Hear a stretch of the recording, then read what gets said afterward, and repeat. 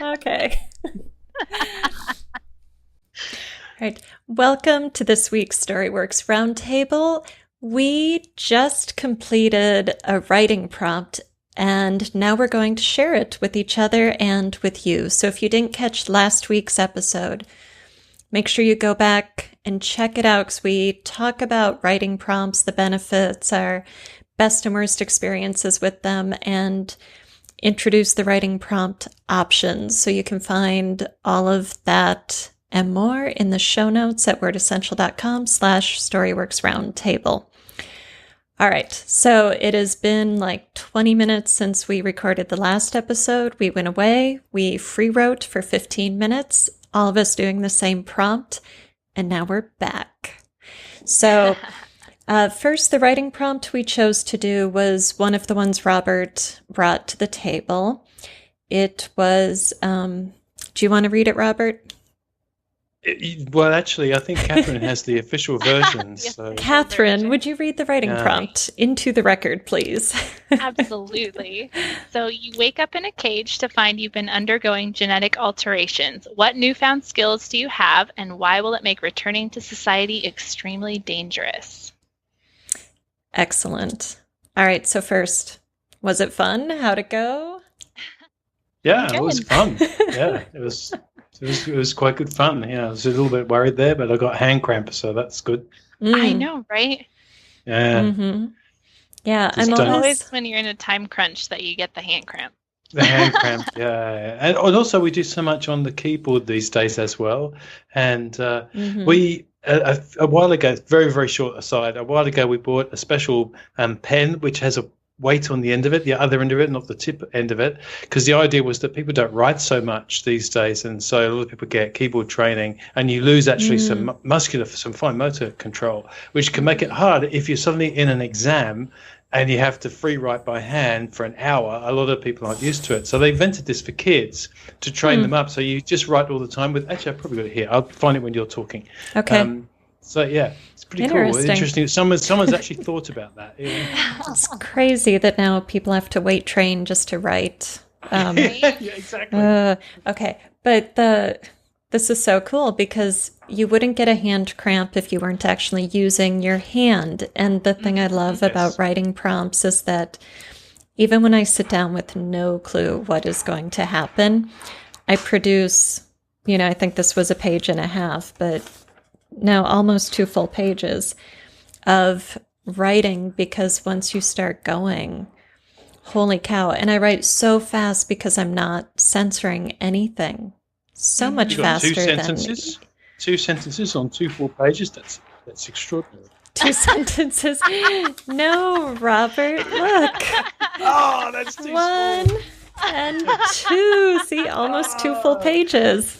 No, he's just saying you only put a period in twice, right? Because you were writing so fast. That's right. Oh, right. Well, and this reminds me, the other rule is don't edit. You aren't supposed to cross out. You aren't supposed to worry about punctuation or spelling, So I do occasionally think of a better word and cross something out, but one of the rules is no editing as you go. And that really speeds up the process for us perfectionists who,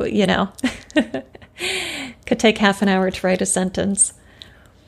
Yes, that's right. Yeah. So were you guys surprised by the amount that you got on the page? I was, yeah. No, mine's about normal. I write really fast anyway, but yeah. I was surprised at how quickly I was wrapping my complete thought up, like everything that was like coming to me. And I was like, oh, this 15 minutes better be up because I'm running out. Like, here it comes. Like I could see the end on the horizon. But yeah, which is, I ended in mid-sentence because I was just about to start another thought train. That's funny. You were writing flash fiction. You were like complete story arc in 15 minutes. I was a complete story arc, but it's definitely like the one complete thought that occurred to me in the first couple of sentences. It was like, okay, and then I finished that thought, and it was like, Yeah. Okay, like I gotta find something else. So. I'm curious about this as well. Given recent obsession with word counts in the indie author community, do you have a sense of how many words that produces? Well, you can figure about 250 words per page, although when I'm writing fast, it might get a little loose, but this is probably close to 500 words. You know? Yeah, I would think mine's similar to, I don't know if you can actually see that. Yeah. Can't read it, but I can see that. Journal, so. I can't read it. Yeah. Right. So we've probably all done similar. So if you said, let's say, be conservative, so it was 400 words. Mm-hmm. That's, that's still, 1,600 an hour. I assume you can go at that pace. Right, and this is a very fast-paced. So you were doing flash fiction. I think I was starting a novel. So as the timer was running out, I was like, crap, they aren't going to see his special power because I'm still introducing my story. I don't even have an inciting incident. Well, the opening hook pretty much is, but yeah. So I think we should read these. Absolutely. Any other just thoughts or reactions to the process before we read them? I did like the rules of, okay, don't edit, don't go on, because there's some crap words in there. Mm-hmm. But that's your first draft, isn't it? And you have to treat. I assume the idea is that you treat a writing prompt like it's producing a first draft. It's not intended to produce some, revelatory moment necessarily, although they can. Mm-hmm. Yeah, absolutely. It's definitely generative, so just get the words on the page. And I named a character, and the first name that popped into my head was Gladstone, and I thought, well, I'm sure that's a cliche, but I'm not editing, I'm just running with it, So change it later. I'll do that in first drafts anyway. I need some alien spacey sounding name, and you come up with something that's just ridiculous, and then you come back and read it later, you look at that. It's just horrible, I can't use that. People are going to laugh at me for that name, Right. And I immediately went to my writing prompt cheat mode and wrote in first person so that I don't have names. Yeah. Yep. So. Yeah. I did first person too, but that's not my default. It was just right for this story. Mm-hmm. So, all right, who wants to read first? Sorry. I went back to third. Yeah, I went back to third because I've just been writing in first person present tense for so long recently. I wanted to go back to third, which is interesting as well. I normally find it easier, but yeah. Well, maybe the nameless person should go first then. The nameless person? Kathryn, you're up. Kathryn. I have become the nameless person. Okay. Isn't there a rule of sharing things in writing groups too, that you don't give any excuses? So here is my genetic free write. Yes, so no need to explain, no defensiveness, just read it for what it is, and we understand this is an exercise, not... Exactly. Yes. All right. At first, I thought I was drowning. The sensation of pressure above, below, all around me, water in my ears and mouth being forced down my throat. My eyes saw everything in a blurred and wavy haze. Lights flickered in fluorescent haze, and I beat uselessly against the glass walls that surrounded me. Faces peered back, white coats, tablets, distorted in a wash of color.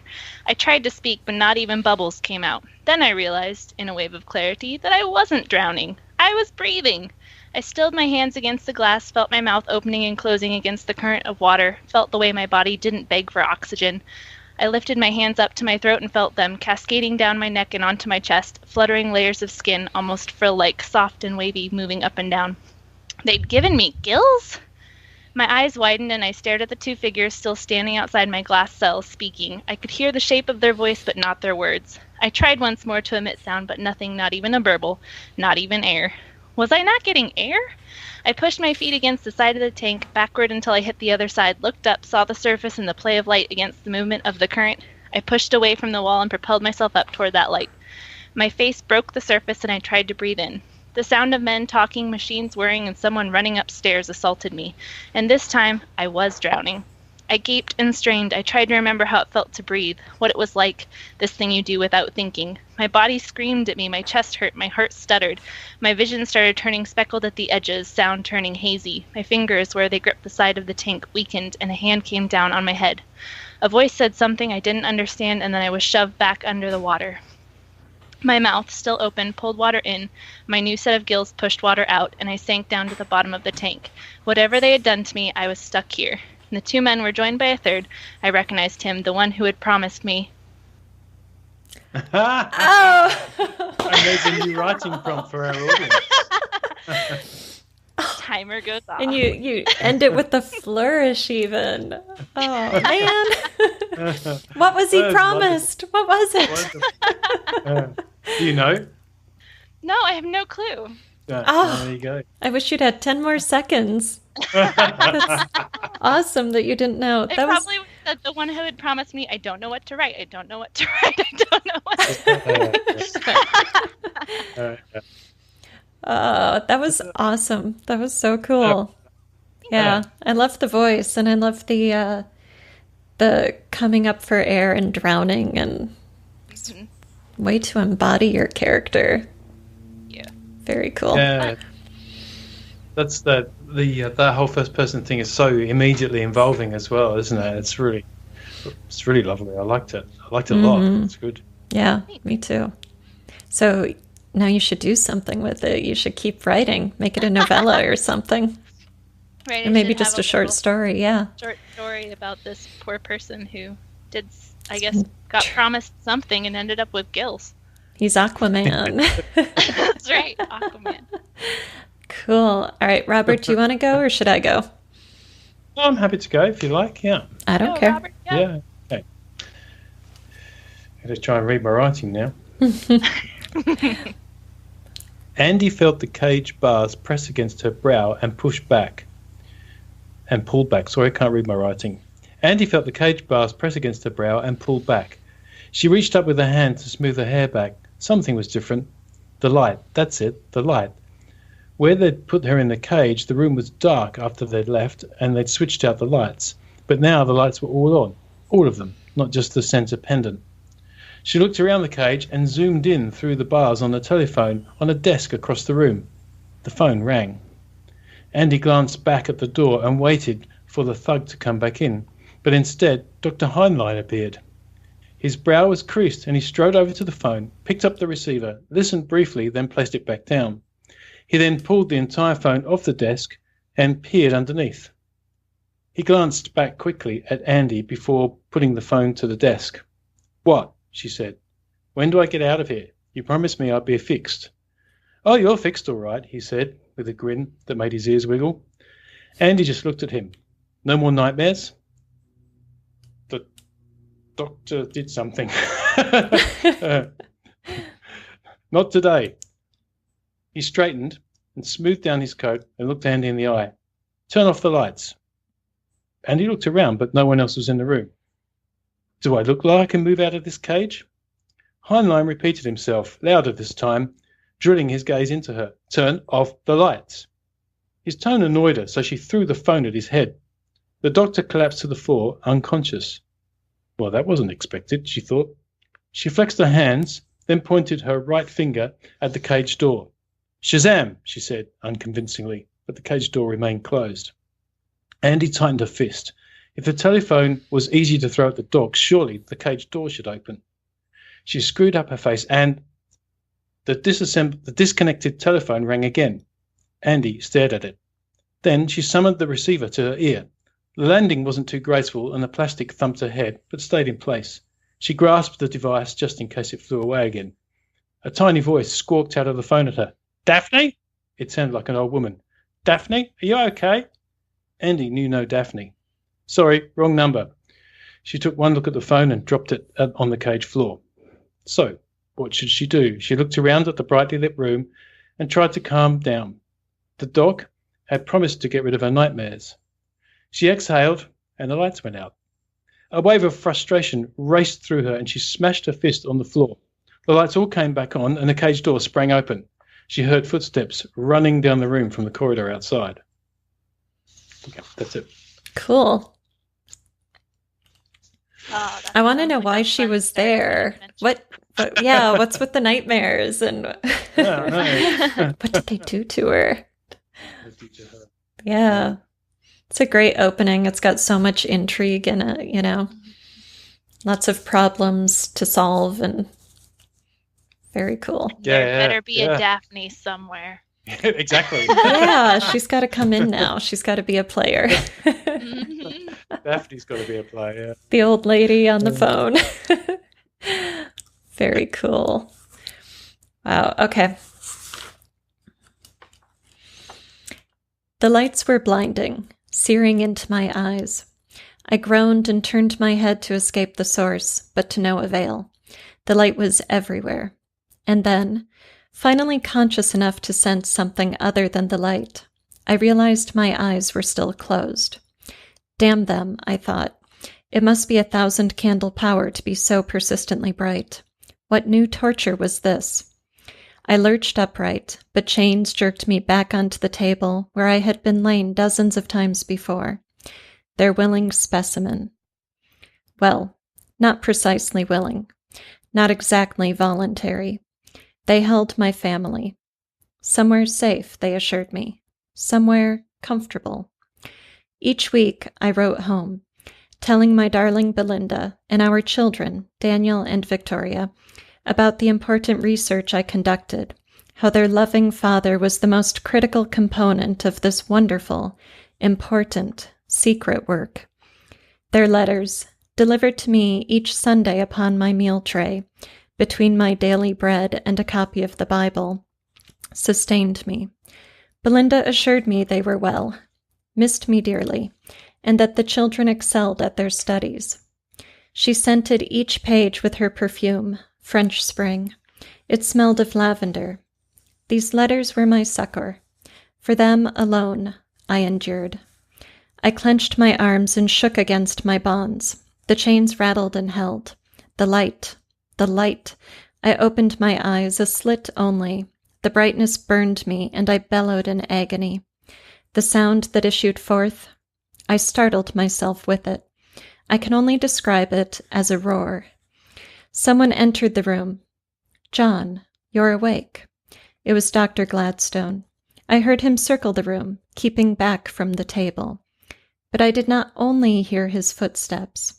No, I heard the slight swish of his linen trousers, the clink of his pen against his pince-nez, always together in his vest pocket.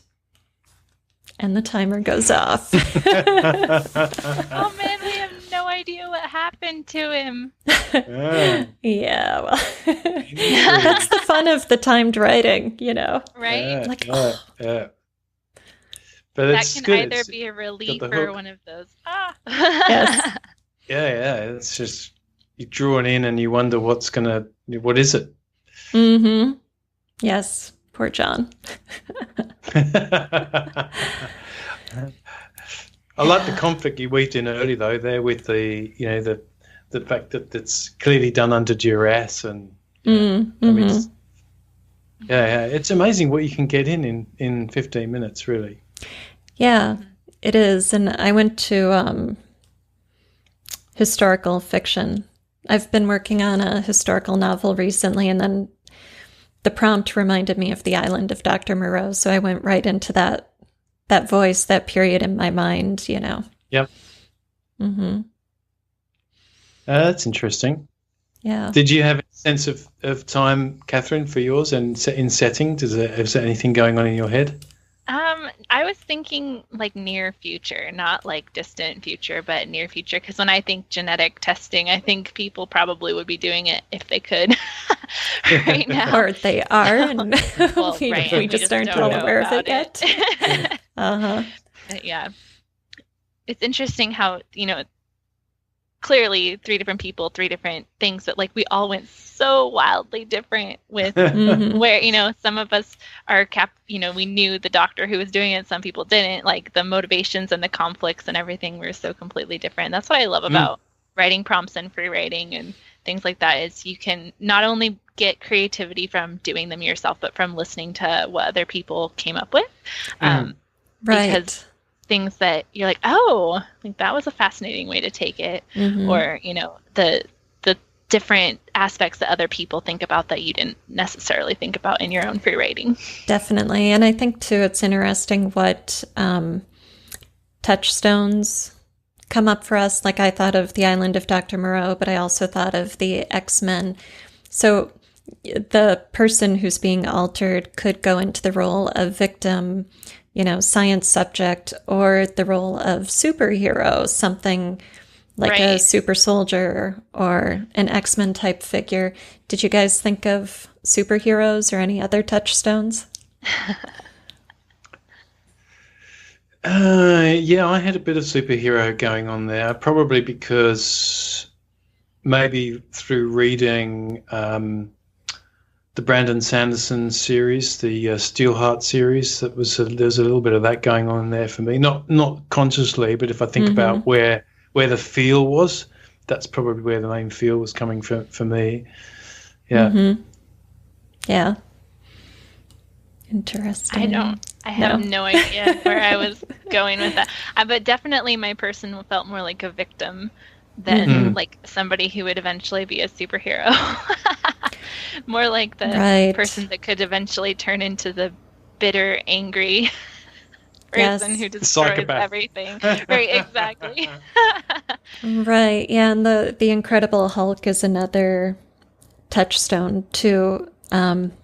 Maybe depending on your age and culture, what kind of TV you grew up with. But I was thinking my guy is there under duress, but the intention is to make him into like a super soldier or something. So the intention is experimenting with a man for what the powers that be think is good, but how often is that really a good thing? And so that kind of combination of he could be a hero, he could be a victim, it's yet to be seen depending on the outcome of these experiments. Right, and there's so much moral ambiguity around genetics and what that could do in the, like where people just don't know, they have such strong, this way or that way. Like you talked about a lot of the superhero things that are going on today. Like people have a very strong feeling like of, the Superman or the whole Marvel universe that's going on, like all these people that are genetically altered that have become heroes, but there is also the other side of that that's represented in both ways. So there's a lot of like what you do with what you've been given makes a big difference. Yeah. Yes, I suppose it's perfect fodder, isn't it? Because genetic alteration is never going to go well when it comes to writers. Well, it can't, because otherwise there's no story. You wouldn't have a story if you did. Yeah, I like the moral ambiguity with the protagonist, though, like going back to the Incredible Hulk, or you could say Jekyll and Hyde as well. It's like the good scientist who becomes the bad monster, and with these people, even though they aren't the scientists, they could be. That can go in so many directions depending on what you want to do with it.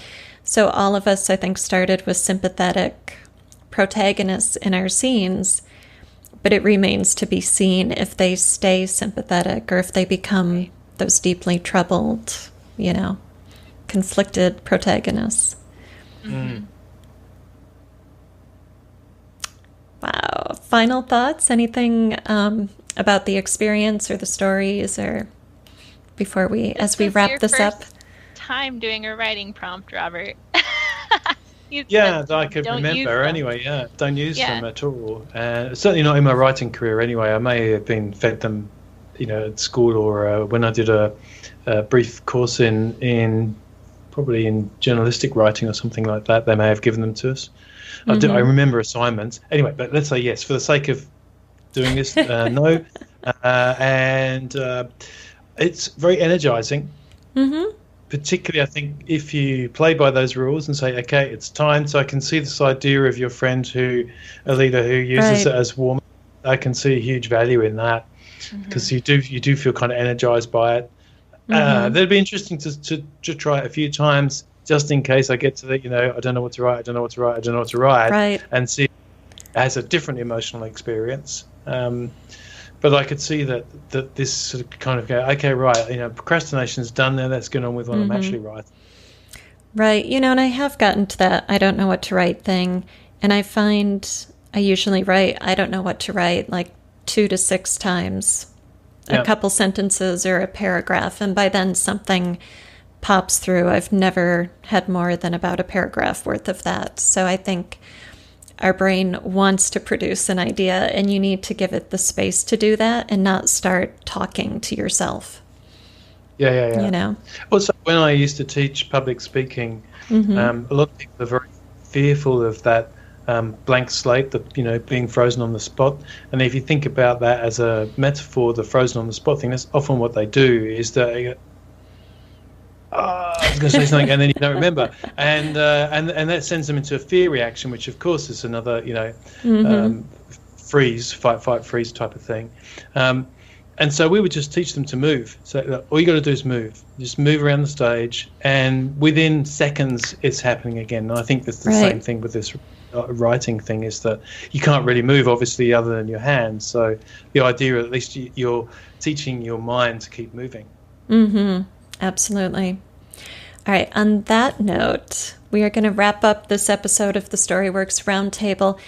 Thank you so much for watching. And if you've done the exercise, please come over to the Facebook group, Storyworks Writers. Share your exercises, share your experiences, join the conversation. We would love to hear from you. If you can get out of the cage. Right. Yeah, first you have to break free of those chains and cages. All right. Thanks for watching.